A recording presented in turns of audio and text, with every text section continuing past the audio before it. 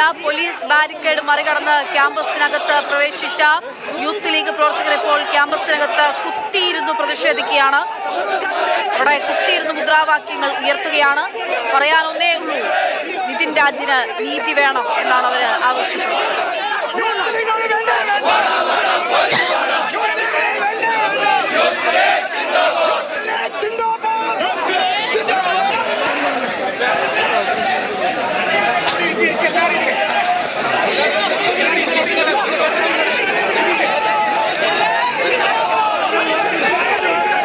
സാരംഗ് സുരേഷ് അവിടുന്ന് വിവരങ്ങളുമായിട്ടുണ്ട്. സാരംഗ് ഇപ്പൊ മുദ്രാവാക്യം വിളിയൊക്കെ നിർത്തിയിട്ടുണ്ട്. മാധ്യമങ്ങളോട് പ്രതികരിക്കാനുള്ള നീക്കത്തിലേക്കാണോ അവർ കടക്കുന്നത്?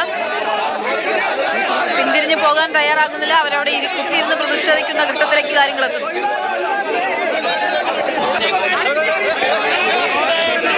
പക്ഷേ പ്രവർത്തകരെല്ലാവരും ഇവിടെ കുത്തിയിരുന്ന് പ്രതിഷേധിക്കുകയാണ്. ഇപ്പോൾ മാർച്ചിൻ്റെ ഉദ്ഘാടന പരിപാടികളിലേക്ക് കടക്കാനുള്ള തയ്യാറെടുപ്പിലേക്ക് കടക്കുന്നു. പ്രധാനപ്പെട്ട നേതാക്കൾ എല്ലാവരും തന്നെ പ്രവർത്തകരോട് ഇവിടെ നിരത്തിരുന്ന് പ്രതിഷേധിക്കാൻ പറയുന്ന കാഴ്ച നമുക്ക് കാണാൻ സാധിക്കുന്നു. നിതിൻ രാജിന് നീതി വേണം. അതോടൊപ്പം തന്നെ കഴിഞ്ഞ ദിവസങ്ങളിൽ മാർച്ചുകൾക്ക് നേരെ ബൗൺസർമാരുടെ ഭാഗത്തു നിന്നും അതിക്രമങ്ങൾ ഉണ്ടായിരുന്നു എന്ന് യൂത്ത് ലീഗ് പ്രവർത്തകർ ആരോപിക്കുകയാണ്.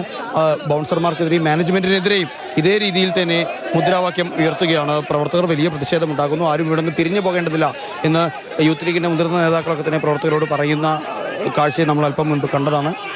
പ്രവർത്തകരിൽ പലർക്കും ചെറിയ രീതിയിലൊക്കെ തന്നെ പരിക്ക് കേൾക്കുന്ന കാഴ്ചയെ നമ്മൾ കണ്ടു.